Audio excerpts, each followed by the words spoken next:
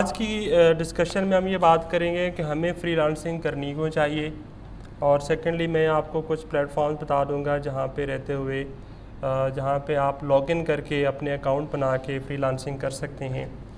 और तीसरी चीज़ मैं आपको ये बताऊंगा कि भाई फ्रीलांसिंग करने के लिए यानी फ्रीलांसिंग को एज प्रोफेशन जब अपने अडॉप्ट करना है तो उसकी बेसिक रिक्वायरमेंट क्या रहेंगी, हम इस पे बात करेंगे। एंड फाइनली कुछ टिप्स मैं दूंगा जो मैंने अब तक एक्सपीरियंस किया है फ्रीलांसिंग को, उस हवाले से कुछ आपके सामने टिप्स रखेंगे कि भाई आप फ्रीलांसिंग कैसे कर सकते हैं। ओके, तो सबसे पहले जो है भाई फ्रीलांसिंग ही क्यों, राइट। तो अगर आप थोड़ा सा ये देखें कि लोग पैसे कैसे कमा रहे थे, या मतलब वो अपना रिस्क अपनी लाइवलीहुड किस तरह से लेके आ रहे थे। शुरू के ज़माने में आई थिंक पहले ट्रेड था, ट्रेड हुआ तो फिर जनाब फैक्ट्रियाँ लग गई, तो फिर लोगों को वहाँ पे बतौर लेबर लिया जाने लगा। फिर वो उनमें से कुछ लोगों को मशीनें चलाना आती थी तो फिर वो स्किल वर्कर बन गए। इस तरह से जो है ना वो लोग पैसे कमा रहे थे, ठीक है जी। तो अब मॉडर्न डे अभी जो करंटली क्या चल रहा है कि प्रोफेशनल डिग्रीज़ हैं आपके पास, आप डिग्री करते हैं, इंजीनियरिंग की करते हैं, साइंस की डिग्री करते हैं, आर्ट की डिग्री करते हैं, मैनेजमेंट की डिग्री करते हैं, और आप कोई ऑफिस जॉब तलाश करते हैं या फिर आप कोई इंडस्ट्रियल जॉब तलाश करते हैं। लेकिन आई थिंक पिछले को 10 से 15 साल से फ्रीलांसिंग इंट्रोड्यूस हुई, और ये जो टाइम है ये फ्रीलांसिंग का टाइम का मतलब समझ लें कि बूम आया हुआ है, ठीक है। यानी अगर मैं अब से कोई 5 साल 10 साल पहले देखें तो आई थिंक कोई नोन जो प्लेटफॉर्म थे जहाँ पे फ्रीलांसिंग जॉब्स दस्तियाब थी, दे वर ओनली 4 to 5 प्लेटफॉर्म थे, ठीक है जी।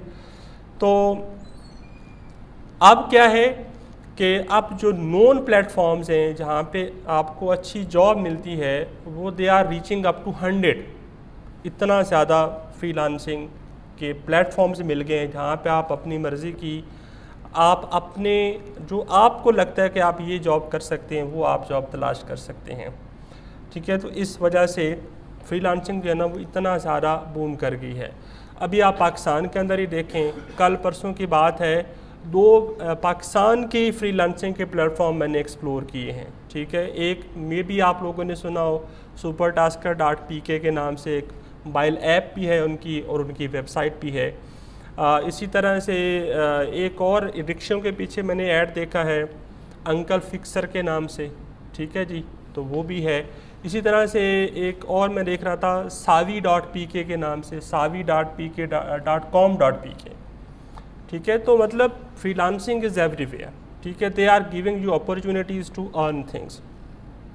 ये तो हो गया कि भाई फ्रीलांसिंग हो रही है, फ्रीलांसिंग के प्लेटफॉर्म्स आपको दस्तयाब हैं और आप वहाँ से पैसे कमा सकते हैं, ठीक है जी।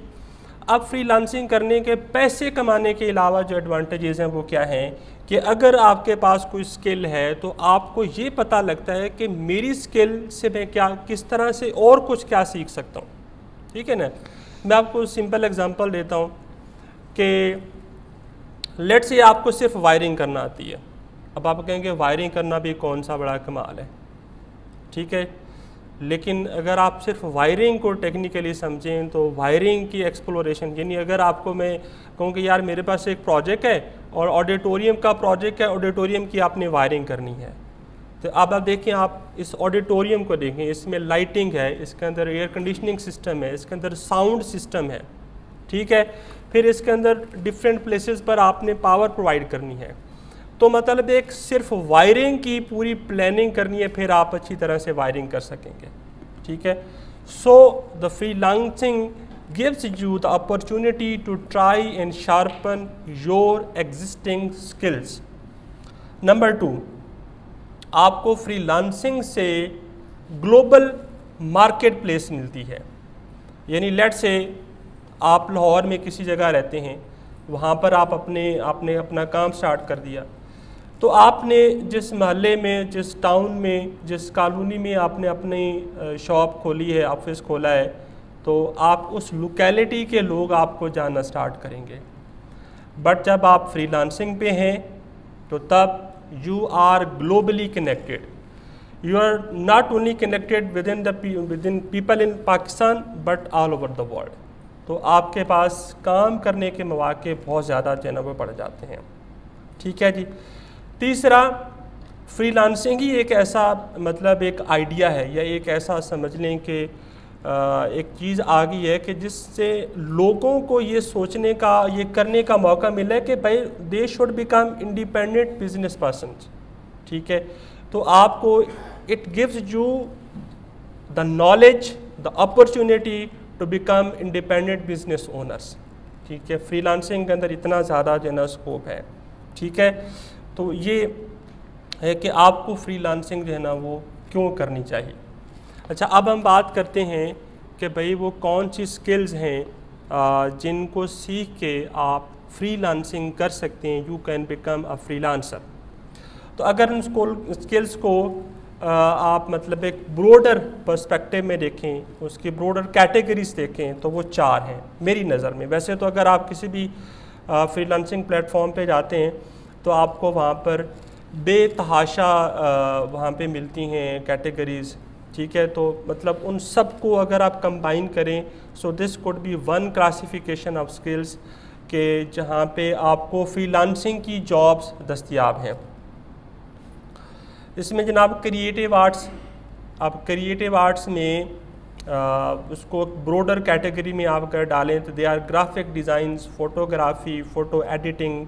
ठीक है जी, यानी मीडिया से रिलेटेड जो काम हैं वो आप उनको क्रिएटिव आर्ट्स में डाल सकते हैं। फिर लिखने का काम है।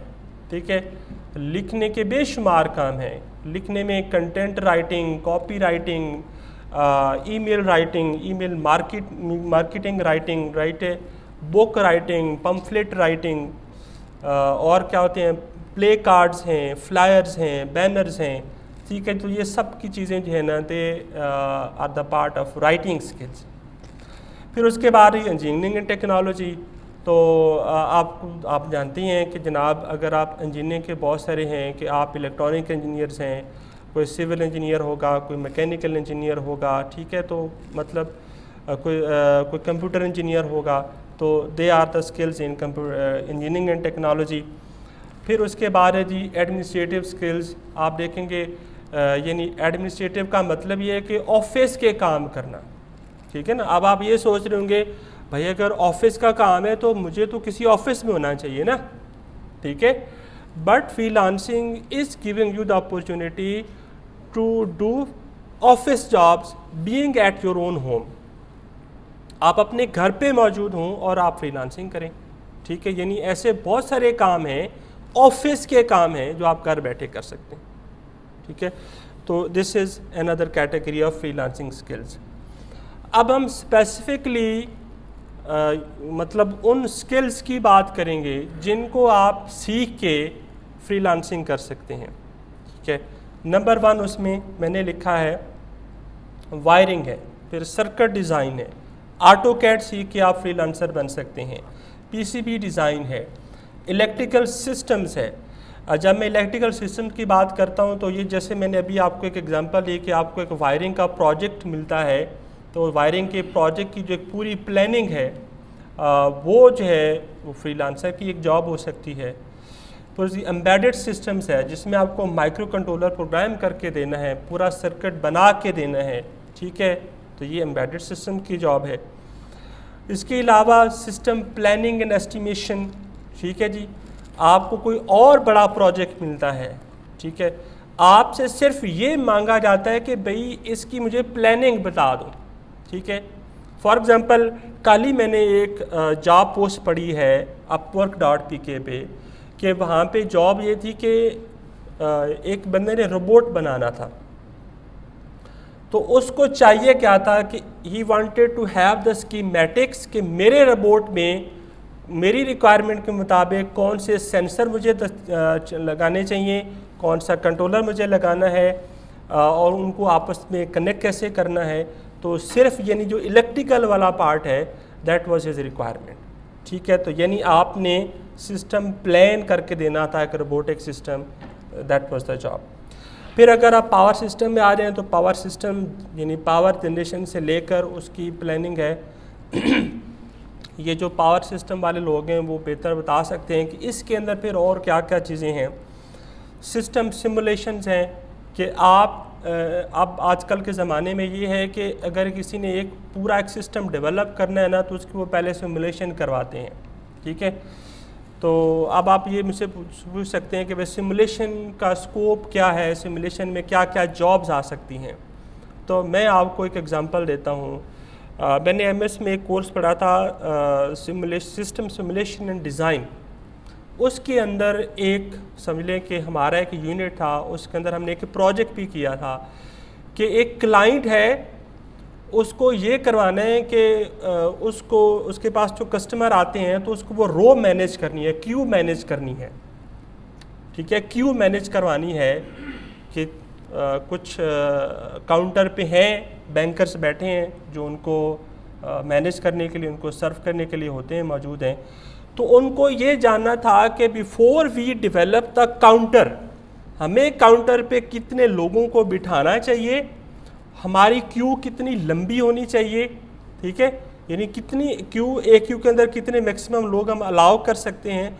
तो इस पूरे चीज़ को वो बिल्ड करने से पहले सिमुलेट करना चाहते थे, देखना चाहते थे कि हमारे कस्टमर्स जो हैं वो कंफर्ट में होंगे कि नहीं होंगे। आप देखें कि इस चीज़ के लिए भी सिमुलेशन हो सकती है, राइट। इवन ये ऑडिटोरियम आपके सामने है, इसकी भी सिमुलेशन हो सकती है, राइट। लेकिन आप अपनी साइड पे चले जाएं तो जैसे मैंने अभी आपको बताया कि कोई आपसे सर्किट डिज़ाइन और प्लानिंग करवाता है तो उसकी भी सिमुलेशन है। जैसे आप लोग करते ही होंगे, आप मल्टीसिम इस्तेमाल करते हैं, आप प्रोटीज इस्तेमाल करते हैं। इसके अलावा you might be known with LT spice, आपको मैटलैब का तो लाजमी पता है। ये सारे क्या चीज़ें हैं, they are all everything is of simulation software, right? So if you become some kind of expert in simulation, तो simulation में भी बेतहाशा काम करने को मिलता है, ठीक है जी। So you just become skilled in any kind of skills। अच्छा, आप जो इलेक्ट्रॉनिक्स वाले हैं उनको प्रोग्रामिंग स्किल्स जो हैं, यानी मैं आपकी स्किल बता रही, ये नहीं बता रहा मैं आपको कि भाई आपको बाहर से कुछ सीखें, जो आपको पढ़ाया जाता है आपके डिग्री प्रोग्राम में, मैं सिर्फ वो चीज़ें आपको बता रहा हूँ, ठीक है।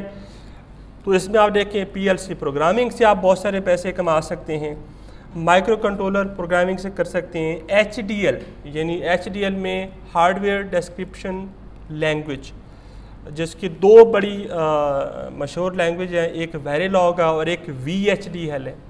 तो आप सिर्फ अगर आपको यही लैंग्वेजेस आती हैं तो आपका एक बहुत अच्छा करियर बन सकता है। ओके जी, अब बिफोर हम इससे आगे बढ़ें, आप थोड़ा सा आप लोगों को इंटरेक्ट करवाते हैं। तो अब ये है कि ये मैंने आपके सामने बहुत सारी स्किल्स रखी हैं, तो क्या हमें आपको ये सब कुछ सीख लेना चाहिए? तो बिल्कुल नहीं सीखना चाहिए। आपको सिर्फ ये करना है कि आपको क्या अच्छा लगता है। चलें, तो मेरे ख्याल में सारे बच्चे इलेक्ट्रॉनिक्स वाले ही बैठे हैं, आप बताएं अपना अपना सब्जेक्ट जो आपको अच्छा लगा है। So I might give you the idea कि आप उसी सब्जेक्ट से कैसे पैसे कमा सकते हैं। आपका क्या नाम है जी? हसीब। हसीब, बताइए आप कौन से सेमेस्टर में हैं? 4th में। तो जी 4th कंप्लीट हो गया, गुड। तो आपको कौन से सब्जेक्ट अच्छे लगे हैं अब तक?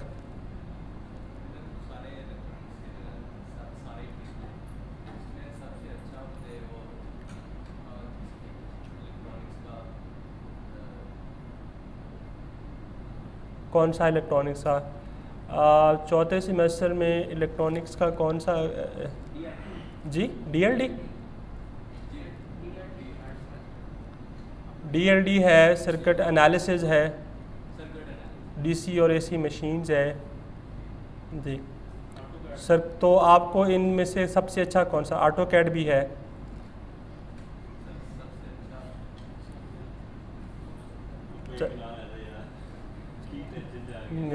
आप बेटा कंफ्यूज ना हो, just name the subject that you like. जी ओके गुड। जी आप जो पीछे बैठे हैं, आपका हो गया कौन सी सेमेस्टर में आप? जी आप इसी के साथ हैं। आपको कौन सा सब्जेक्ट अच्छा लगता है? ओके, फॉलो नहीं करना, अपने दिल की सुननी है, जो उसने कह दिया वो आप बना दें। चलिए आप हाफिज जी। जी वालेकुम सलाम। Okay excellent.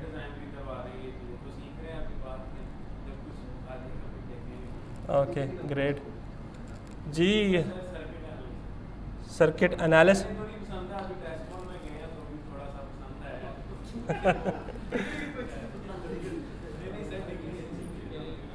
जी अपना क्या नाम है आपका? आसिफ। माइक्रोवन। यार आप ना ये सिर्फ बातें नहीं है एक्चुअली। अगर आप अपनी पहली फ्रीलांसिंग जॉब क्रैक करना चाहते हैं ना, तो ये समझ लें कि ये गोर है।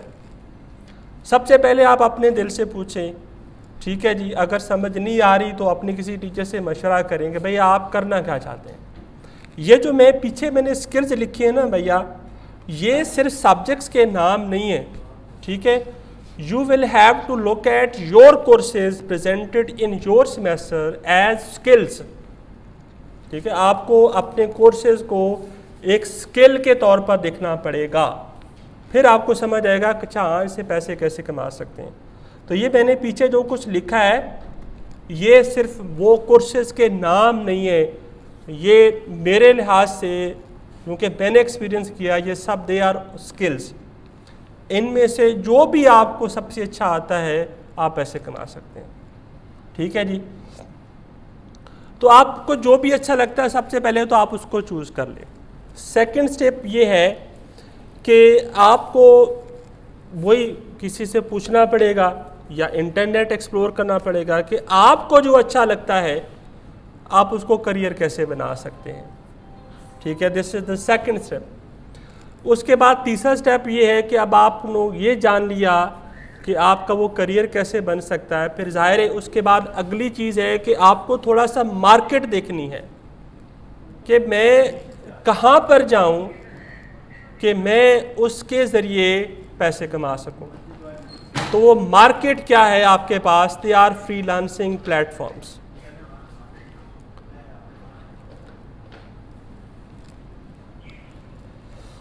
तो ये जब 3 काम हो गए, आपको पता लग गया कि आपको क्या अच्छा लगता है, आपने ये सीख लिया कि वो मुझे करना कैसे है, और तीसरी ये बात कि आपको करना कहाँ पर है। जब ये डिसाइड हो गया जस्ट डू इट, ठीक है जी। जैसे हाफिज साहब ने बताया कि वो पीएलसी सीख रहे हैं, ठीक है जी, वो पीएलसी सीख लेंगे, फिर उनको ये पता लग जाएगा कि उनको ये काम कहाँ तलाश करना है। बाय द वे पीएलसी के भी बहुत अच्छे ज़बरदस्त प्रोजेक्ट्स जो हैं वो अपवर्क पे आते हैं, और हाँ अपवर्क पे मुझे बहुत अच्छे प्रोजेक्ट्स नज़र आए हैं पीएलसी से मुतालिक। तो पीएलसी प्रोग्रामिंग सीख के वो क्या कहते हैं HMI, उसको सीख के आप बहुत सारे पैसे कमा सकते हैं, पीएलसी वाले भी। तो ज़रा आप मेरी तरफ आप मुतवज्जे हो जाए, तो जो भी आप अच्छा लगता है आपको उसको सीखें और करें, सिंपल इज दैट। अच्छा जी, आप ये कुछ फ्रीलांसिंग प्लेटफॉर्म्स हैं, ये समझ लें कि जी नेटवर्किंग का आप क्या बताते हैं? मैं एक्चुअली बेटा हाँ मैं आपको बताता हूँ, जो जितना मुझे पता है मैं आपको बता देता हूँ। मैंने आपको सिमुलेशन का जिक्र किया ना, ठीक है। तो एक नेटवर्क सिमुलेशन के 2 बड़े मशहूर सॉफ्टवेयर हैं, मुझे उनके नाम नहीं याद आ रहे। अब्दुल मालिक साहब बताइए जी। आप ये सीखें और आपको डेफिनेटली काम मिलेगा, ठीक है। मतलब चूँकि मैं नेटवर्किंग का बंदा नहीं हूँ, तो मैं तो मतलब नेटवर्किंग की जॉब की आपको एग्जांपल भी नहीं दे सकता कि भाई ये मैंने जॉब देखी नेटवर्किंग की, बट डेफिनेटली वहाँ पे नेटवर्किंग की बहुत सारी जॉब्स होती हैं, ठीक है, ओके। तो ये फ्रीलांसिंग प्लेटफॉर्म है। अभी हमारे पास आई थिंक नेट नहीं चल रहा, अगर कुछ नेट चल रहा होता तो मैं आपको ऑनलाइन भी चीज़ें दिखाता। जी चल रहा है, इस तरह से जाएं तो वो ये काम कर सकते हैं। फिर उसके बाद अगली जो आप देखें ये है जी एकेडमिक रिसर्च पेपर री राइट, तो ये राइटिंग की जॉब है प्योरली, ठीक है जी। फिर उसके बाद ये नीचे आ रहा है जी technical assignment writer electrical engineering, so you can do this job right. उसके बाद क्या है जी ये electrical electronics engineer needed in Shenzhen, right जी। तो ये अगर कोई बंदा चाइना में बैठा होगा तो उसके लिए ये जॉब दस्तियाब है। उसके बाद देखें जी experience in programming in studio using structured text, तो ये जी एक प्रोग्रामिंग की जॉब है। फिर उसके बाद ये production models based on deep learning techniques, and इसमें जो लैंग्वेज आ रही है वो पाइथन आ रही है, ठीक है जी। इसमें पाइथन मेन लैंग्वेज है जिसके रिलेटेड ये जॉब है, ओके जी। उसके बाद ये gravity model of export making artificial data, तो ये सिमुलेशन की जॉब है, ठीक है जी। ओके जी, ये लिखा जी reverse engineer servo control board. Reverse engineering का मतलब ये होता है कि एक बनी बनाई चीज़ है, आपने उसको खोल देना है और उसको नए सिरे से बनाना है अपनी मॉडिफिकेशंस के साथ। फिर ये आ रहा है जी ये मैथ नोट्स कॉपी राइटिंग आ गया।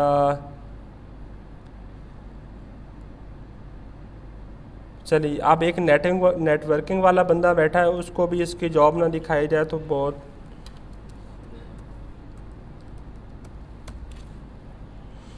ये देखें जी नेटवर्किंग की अलग से कैटेगरी है, नीचे लिखा हुआ था हायर प्रोफेशनल्स इन नेटवर्किंग।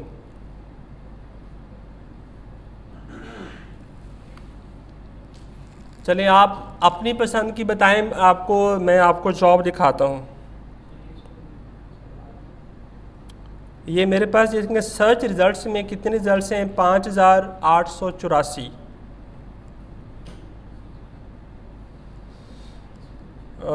नेटवर्किंग जी बताएं जी, नेटवर्किंग वाले एसक्यूएल सर्वर क्या होता है जी, मुझे तो नहीं पता। ठीक है जी, तो ये भी नेटवर्किंग की जॉब है। फिर उसके बाद जी सीकिंग ओरेकल एप्लीकेशंस। फिर आप देखें ये जी ये क्या है यूबी की network specialist required, senior computer engineer required. ये देखें ओपीएन सेंस ट्रबल शूटिंग। सो नेटवर्किंग भी है। और कोई बंदा जी को इंटरेस्टेड जी NS2 लिख देते हैं जी।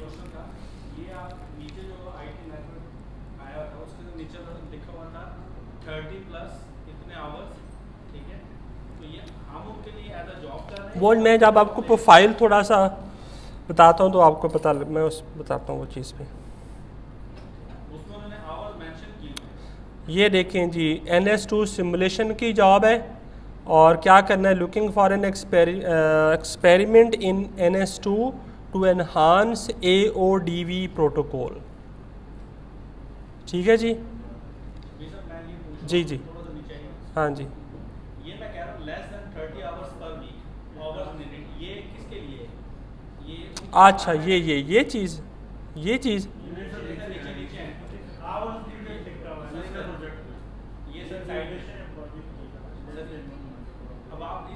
अच्छा ये जो लिखा हुआ है इसमें हम लोग फ्री नहीं है, जितने मर्जी घंटे काम करेंगे उनकी रिक्वायरमेंट ये है। नहीं, मैं बता देता हूँ आपको।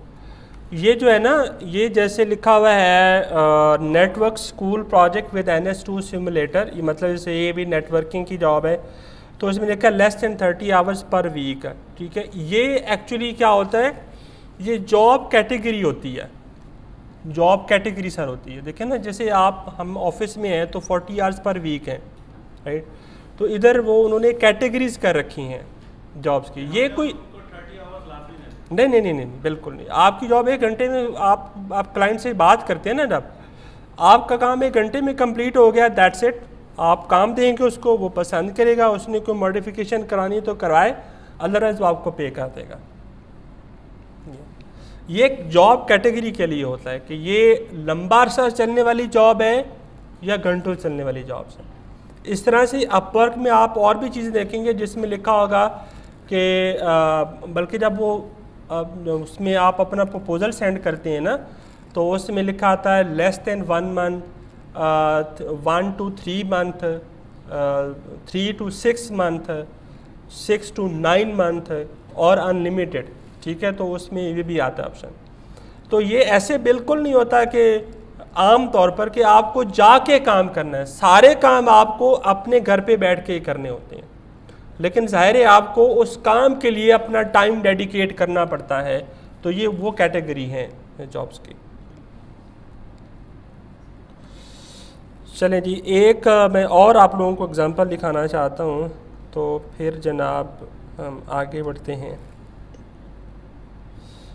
देखें जी, ये देखिए, senior engineer for Allen Bradley PLC programming, Hafiz जी।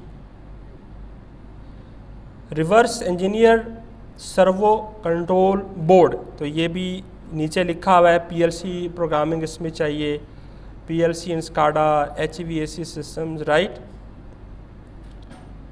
देखें, ये ज़बरदस्त प्रोजेक्ट है, industrial automation control system design in PLC programming, right. तो ये जो कंट्रोल सिस्टम पढ़ते हैं उनके लिए भी जॉब है। सर इसमें फिजिकल एग्जीक्यूशन जॉब नहीं, इट्स ओनली फ्रीलांसिंग साइड।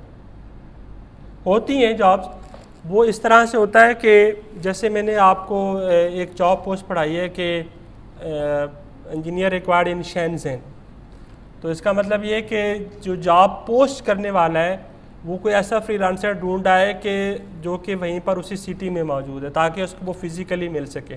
तो बिल्कुल ऐसे भी होता है। सर वो एक्चुअली पूछना चाह रहे हैं, जैसे भी आपने जॉब बताई थी कि सर्वो मोटर का कंट्रोल बोर्ड है, उस पर रिवर्स इंजीनियरिंग है। हाँ हाँ, अब वो फिजिकली वो कंट्रोल बोर्ड उसके पास पहुंचेगा जिसने वो टास्क परफॉर्म किया। जी, मैं आपको ये जो सारा काम है, ये जो सारा काम है ना, इसकी आपको अगर तो आपको फिज़िकली बुला रहा है, अव्वल तो फिज़िकली आपको नहीं बुला रहा।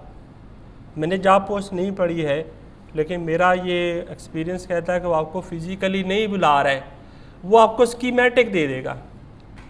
जो भी उसका कंट्रोल बोर्ड है ना, उसकी आपको वो स्कीमेटिक देगा, उसका पीसीबी देगा, उसकी स्कीमेटिक आपको देगा, ठीक है। वो कहेगा कि इस स्कीमेटिक को आप किसी भी सॉफ्टवेयर में डेवलप करो, इसको सिमुलेट करो और मुझे मेरे रिक्वायर्ड चेंजेस के साथ रिजल्ट दे दो, सिर्फ इतना है, ठीक है। ओके, आई थिंक अब आगे बढ़ते हैं हम लोग। लेकिन अब आप अपने आप को इस तरह से स्किल कर लें कि आपको ऑफिस जॉब करनी ही ना पड़े, ठीक है।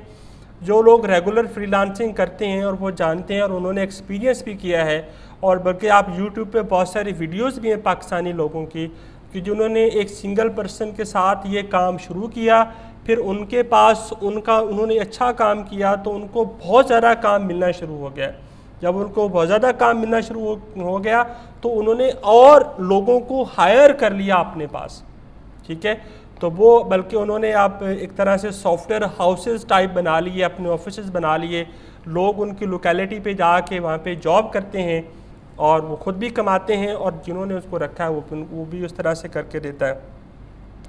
सो जस्ट आपको करना क्या है कि जो भी आपको करना है उसको सीखना है, ठीक है। सीखने से ही आप जो है ना वो कुछ कर सकते हैं। अच्छा, अब हम बात करते हैं कि अगर आपको अपना प्रोफाइल बनाना है तो उसकी क्या रिक्वायरमेंट होती हैं। तो ये जो रिक्वायरमेंट मैं आपको बताने जा रहा हूँ ये जनरल हैं। जनरल से मुराद ये है कि they apply to all the sites. हाँ, उसमें जो ये चीज़ें मैं बता रहा हूँ कैटेगरी वाइज या कैटेलॉग वाइज हो सकता है, वो थोड़ा उनका ऑर्डर डिफरेंट हो, उनके नाम डिफरेंट हो, लेकिन जो पर्सपेक्टिव है, जो बेसिक चीज़ है, वो यही 6 चीज़ें हैं जो मैंने आपके सामने रखी हैं। सबसे पहले, बल्कि मैं आपको अपना प्रोफाइल भी दिखाऊंगा जो मैंने बिल्ड कर रखा है। इसमें सबसे पहले कि आपकी एक प्रोफेशनल टैग लाइन होगी, यानी आपके नाम के नीचे आपकी एक प्रोफेशनल टैग लाइन होगी। जैसे मैंने अपने नाम के नीचे इलेक्ट्रॉनिक इंजीनियर लिखा हुआ है, ठीक है जी। फिर उसके बाद एक और फील्ड होगा जिसके अंदर आप अपने बारे में ब्रीफली बताएंगे, आप अपने बारे में ब्रीफली बताएंगे। अब ये नहीं बताना आपने कि जी मैंने फ़लाँ जगह से ये किया तो मैंने ये किया तो मैं ये किया। ब्रीफली बताने का यहाँ पर ये मतलब है कि आपने ये स्टोरी बतानी है कि आप कर क्या सकते हैं। समझ आ रही बात की? ये नहीं बताना कि जी मैंने FSC यहाँ से की, मैंने मैट्रिक यहाँ से किया, मैंने ये किया, मैंने वो किया। You are to impress the visitor of your profile with what you can do, right, not what you are now। यानी आपने अपने बारे में ये नहीं बताना कि जी मैं फ़लाँ बंदा हूँ, आपने ये बताना कि मैं कर क्या सकता हूँ, ठीक है। तो ये आपने बताना है। फिर आपने उसमें यानी जो आप अब कर सकते हैं उसकी वेरिफिकेशन के लिए एजुकेशन एंड स्किल्स का एक फील्ड होता है जिसके अंदर आप अपनी एजुकेशन डालते हैं कि जी मैंने ये डिग्री की है, मैंने ये डिप्लोमा किया है, मैंने ये स्किल सीखी है, उसका एक फील्ड होगा। फिर उसके अलावा उसके पास चौथा फील्ड होगा उसमें एक्सपीरियंस का, जिसमें आप अपना कोई भी एक्सपीरियंस है, फ्रीलांसिंग का नहीं भी है, आप टीचिंग जैसे मैं टीचिंग करता हूँ, मैंने टीचिंग का एक्सपीरियंस डाला हुआ है, आपने किसी कंपनी में काम किया है, आपने सेल्स किया है, मार्केटिंग की जॉब की है, what ever you have done, आप उसको वो एक्सपीरियंस आपने डालें। फिर उसके बाद ये जी अगला सेशन पोर्टफोलियो। पोर्टफोलियो का मतलब ये होता है कि जो काम आपने पहले किया है, ठीक है, उसकी कोई पिक्चर्स होंगी, उसके मुतालिक कोई डिस्क्रिप्शन होगी, उसकी कोई वीडियो होगी, तो वो अपने पास संभाल के रखें, वो पोर्टफोलियो के तौर पर आप अपलोड कर सकते हैं। यानी वो एक तरह का सबूत होता है कि आपको ये काम करना आता है, राइट। एंड फाइनल थिंग और आखिरी चीज़ ये है कि कुछ प्लेटफॉर्म्स की कुछ स्पेसिफिक चीज़ें होंगी। जैसे अगर आप fiverr.com पे चले जाएं तो ये 5 चीज़ें करने के बाद वहाँ पे आपको जॉब नहीं मिलती। वहाँ पे आपको क्या करना होता है कि आपको वहाँ पे गिग डेवलप करनी होती है, ठीक है। और गिग डेवलप करने का मतलब ये होता है कि आपकी वो एक प्रोडक्ट है और उस प्रोडक्ट को आपने उस प्लेटफॉर्म पे रखा है। जस्ट लाइक Draaz.pk के लोग वहाँ पे प्रोडक्ट्स रखते हैं, यहाँ पे आप अपनी गिग्स रखते हैं। तो अगर वो जो गिग है उसके अंदर वो चीज़ है जो क्लाइंट को चाहिए और उसने करवानी है आपसे, तो वो आपको हायर कर लेगा, ठीक है। तो अब ये फाइवर का जो गिग कॉन्सेप्ट है ये इतना ज़्यादा पॉपुलर हुआ है कि अब इस कॉन्सेप्ट को तकरीबन तमाम प्लेटफॉर्म ने डिफरेंट नामों से कॉपी किया है।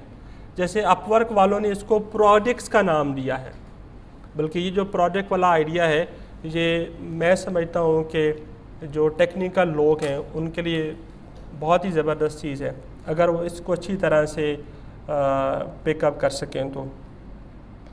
तो ये 6 चीज़ें करेंगे आप कि आपके एक नाम के नीचे आपकी प्रोफेशनल टैगलाइन होगी, वो ये बताएगी कि आप हैं क्या चीज़ बाय प्रोफेशन।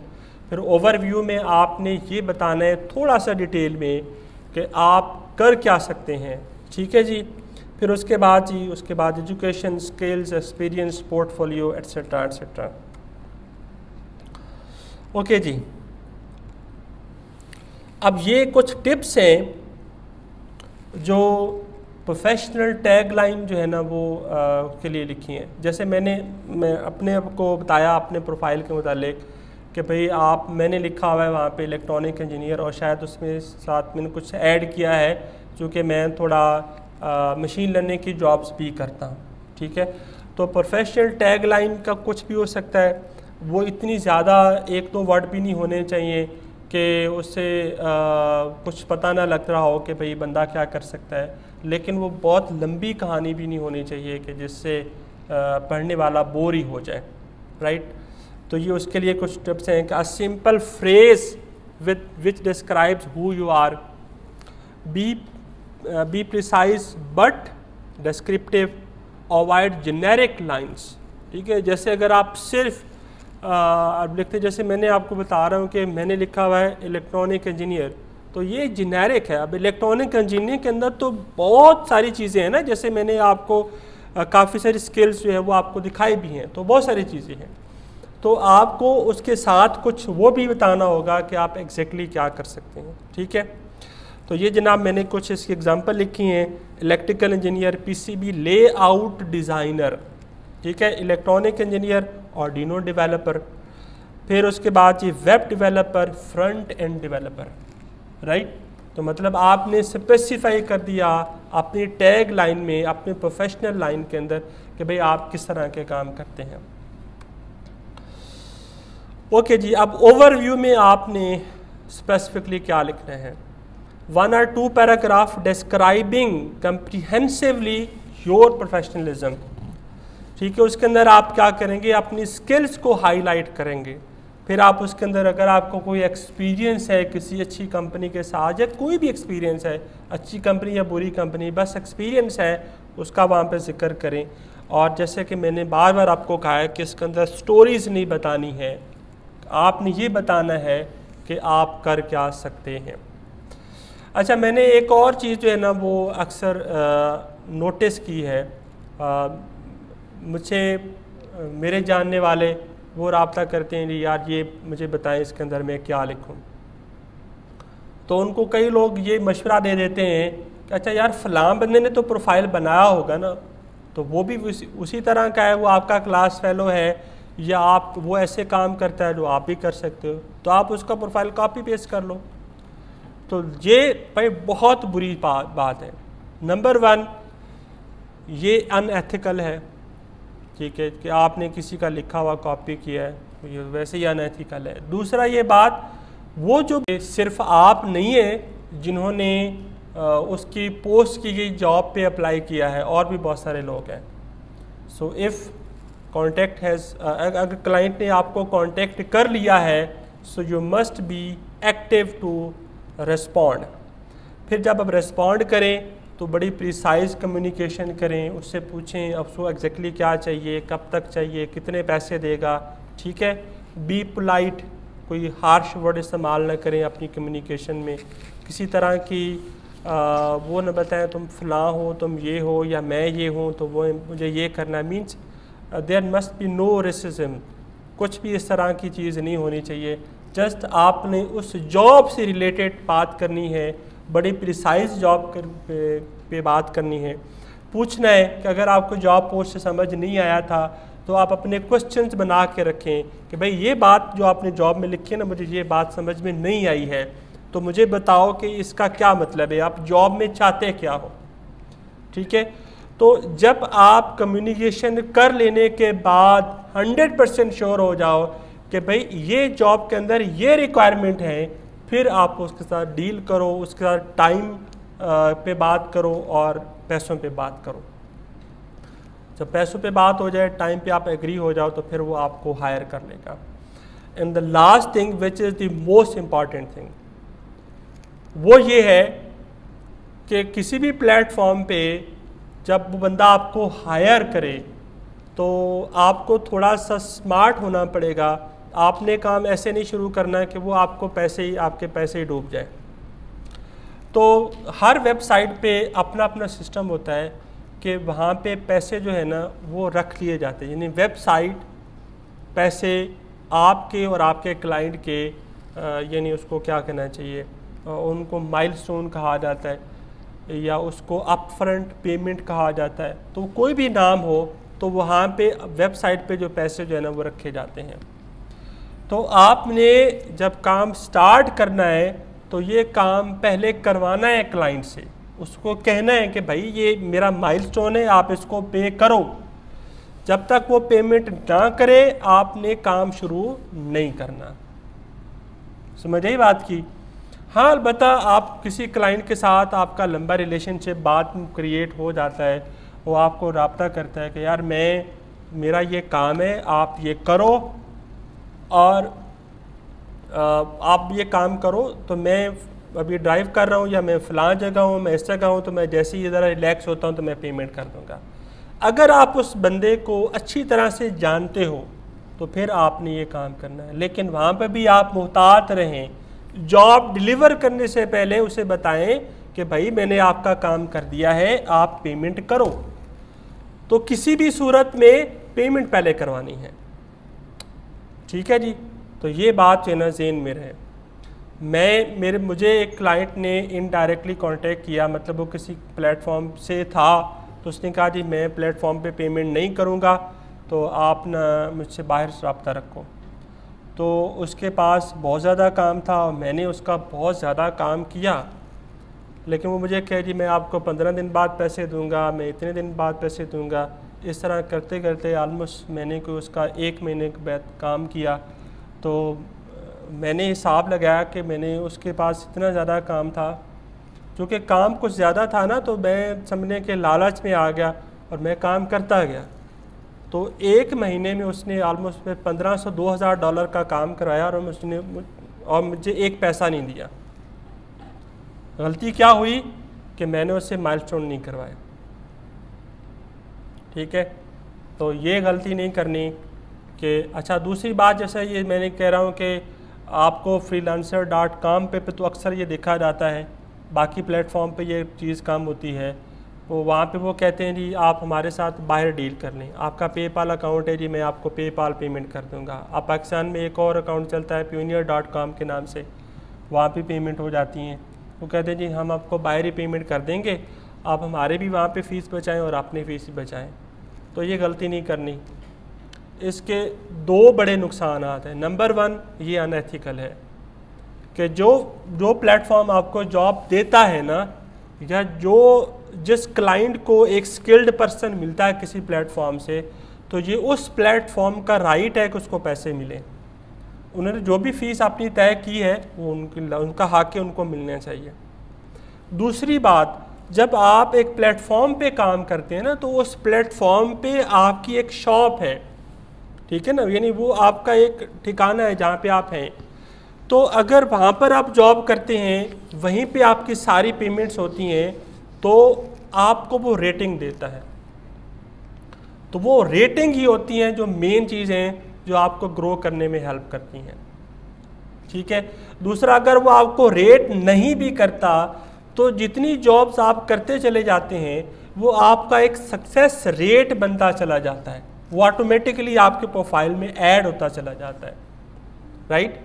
तो इसलिए ये गलती कभी नहीं करनी।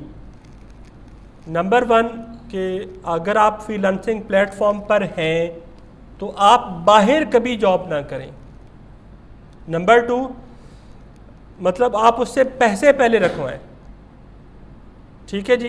तो ये 2 काम करेंगे तो आप शुरू से ही सक्सेसफुल रहेंगे। जी कह रहे हैं कि आप क्लाइंट पर ट्रस्ट ना करें। जी। तो क्लाइंट भी तो आप पे ट्रस्ट नहीं करता, आपका काम शायद उसको पसंद ना करे वो काम, तो फिर आपको दोबारा नेगोशिएशन करनी पड़ेगी उनके साथ। जी उसमें हाँ ये इश्यूज भी आते हैं। ये ये जब मैं कम्युनिकेशन से मुताल्लिक बता रहा था ना सर जी, तो उसमें मैंने यही बात बताई कि जब आपसे क्लाइंट राब्ता करे तो आप उससे सारी चीज़ें जो है ना वो पूछ लें। लेकिन एक जॉब पोस्ट है, आपने जॉब पोस्ट पढ़ी, अक्सर तो ये होता है कि फ्रीलांसर जॉब पोस्ट पढ़ते ही नहीं है। पढ़नी चाहिए, लाज़मी पढ़नी चाहिए। जस्ट वो टाइटल देखा जॉब का, जॉब पढ़ी नहीं, उसके अंदर पता नहीं कि करना क्या है। जॉब एक तो पढ़ना ज़रूरी है, वहाँ से आपको ये पता लगेगा कि आप उसको रिक्वायर्ड क्या चाहिए क्लाइंट को और आप क्या कर सकते हैं। तो उन दोनों चीज़ों में 100% मैच होना चाहिए। जब ये यकीन हो जाए कि आप ये कर सकते हैं और क्लाइंट के साथ भी ये तय हो जाए कि मैंने ये करवाना है, जब ये 100% श्योर है तो वो कैसे भाग सकता है? नहीं भाग सकता सर वो। ठीक है, वो पैसे लेके वो नहीं भाग सकता। लेकिन फिर भी हाँ ये ज़रूर है कि किसी भी प्लेटफॉर्म पे जो क्लाइंट है उसको ज़्यादा फेवर दी जाती है, क्योंकि पैसे वहीं से आने होते हैं, प्लेटफॉर्म को भी और आपको भी। ठीक है, लेकिन आपने जो भी काम किया है, जो भी कम्युनिकेशन की है, उसका एक तो जब आप उस पर प्लेटफॉर्म पे करेंगे ना, उस साथ कम्युनिकेशन करेंगे तो ज़ाहिर वो कम्युनिकेशन इनबॉक्स में रिकॉर्ड होती जा रही है। तो जब आप वो पैसे नहीं देता तो वहाँ पे डिस्प्यूट सिस्टम होता है हर प्लेटफॉर्म पे। आपका झगड़ा हो जाता है क्लाइंट से, क्लाइंट कहता है जी मैंने तो ये काम चाहिए था नहीं, मुझे पैसे वापस चाहिए। तो आप कहें भैया आपने मेरे साथ तय किया है, ये मेरा कम्युनिकेशन चैनल है, आप इसके अंदर चीज़ें पढ़ें, ठीक है, तो वो डिस्प्यूट पे चला जाता है। अगर आपने काम किया है वो कर सकता हूँ। उसके बाद ये ओवरव्यू है, इसके अंदर मैंने थोड़ा डिटेल के साथ बता दिया है कि मैं क्या कर सकता हूँ। इसके अंदर आपको मैंने प्रोजेक्ट्स जो किए हैं वो भी नज़र आ जाएंगे, ठीक है जी, और मैं क्या कर सकता हूँ। मैंने इसके अंदर बिल्कुल नहीं लिखा कि मैं जनाब फ़लाँ जगह गया तो मैंने ये किया तो मैंने वो किया, बिल्कुल नहीं है। फिर उसके बाद ये वो मेरा एक्सपीरियंस है जो मैंने मतलब इस प्लेटफॉर्म पे ये गेन किया है। फिर ये मेरा जनाब एक मैंने प्रोजेक्ट किया था, अब ये मेरा फ्रीलांस प्रोजेक्ट नहीं है, ठीक है, ये मैंने एक फजी लॉजिक कंट्रोलर बना के दिया था, लेकिन ये मेरा काम है तो मैंने इसको अपने पोर्टफोलियो में डाल रखा है, ठीक है। हाँ जी, उसके बाद ये वो स्किल्स हैं जो मैं कर सकता हूँ, लेकिन इसका मतलब ये हरगिज़ नहीं कि ये मैं सारे काम कर सकता हूँ। ये चूँकि रिलेटेड स्किल्स होती हैं तो ये मतलब आपको आपके प्रोफाइल पे जॉब्स लेके आती हैं, ठीक है। तो इसलिए आपने ये नहीं कि अच्छा मुझे सब कुछ ही सीखना है, सब कुछ तो कोई भी नहीं सीख सकता भाई, ठीक है। आपने जो भी सीखना है ऐसे करके सीखना है कि यार आप उसके एक्सपर्ट हो जाए, राइट। अच्छा, आप ये जो मैं आपको बता रहा था ना ये कि भाई ये अपवर्क पे एक प्रोजेक्ट्स का आइडिया है, जैसे ये मेरा एक प्रोजेक्ट है, you will get a project as required in Multisim, Proteus, LTspice और इन लॉजिसिम। ये 3-4 सॉफ्टवेयर हैं जो प्योरली इलेक्ट्रॉनिक्स वालों के लिए हैं। तो मतलब इससे रिलेटेड अगर किसी का कोई प्रोजेक्ट होगा तो वो मुझसे रब्ता कर सकता है और मैं उसको उसके सर्किट बनवाना है, सिमुलेशन करनी है तो वो मैं करके दूंगा। ये जो मेरा प्रोजेक्ट है ना ये बड़ा मतलब ये जेनेरिक है, इसको और भी स्पेसिफिक होना चाहिए, ठीक है। जैसे मैं एक चीज़ सोच रहा था कि आजकल जो है ना रिन्यूएबल एनर्जी का बड़ा बूम है। आप अपनी कोई भी पावर सिस्टम की जिसमें रिन्यूएबल एनर्जी का जो टॉपिक है अच्छे से बताया हुआ है, आप अपनी किताब पकड़ें और हर अच्छी बुक के अंदर है। अगर आप सोलर सिस्टम की बात करें तो वो भी, और अगर आप विंड सिस्टम की बात करें तो वो भी, उसका आप एक ब्लॉक डायग्राम बना के आप उसका एक प्लान अपने पास बना लें, राइट। लेट्स से आपसे किसी ने रब्ता किया है कि भाई मुझे जो है ना एक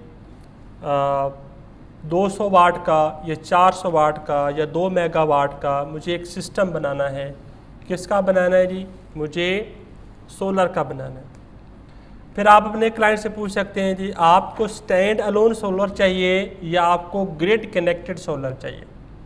तो उसके इन दोनों के एक अलग अलग सिस्टम होते हैं। सिर्फ आपने ये उससे पूछना है, और ग्रिड कनेक्टेड सिस्टम की थोड़ी अलग रिक्वायरमेंट्स हैं, और आपका जो दूसरा है स्टैंड अलोन सिस्टम उसकी अपनी अलग रिक्वायरमेंट है। तो उन सिस्टम के लिहाज से आप अपने क्लाइंट को सिर्फ एस्टीमेट बता सकते हो कि भाई आपकी इतनी प्लेटें लगेंगी, आपका फलां इन्वर्टर लगेगा, इतने आपके इन्वर्टर लगेंगे। फिर आपने प्लेटें पैरेलल में कनेक्ट करनी है या सीरीज़ में कनेक्ट करनी है, या अगर कुछ सीरीज़ पैरेलल है तो वो कैसे करनी है। So you just can learn how to plan a solar system and you can earn a lot, right. यानी आप स्पेसिफाई कर लें कि ये करना है, उसका एक आप प्रोजेक्ट बना लें जैसे ये मैंने बनाया हुआ है। आप उस प्रोजेक्ट को अपने फाइवर पे प्रोफाइल पे डालें या अपवर की प्रोफाइल पे डालें, तो उससे आपको बहुत सारा काम मिल सकता है।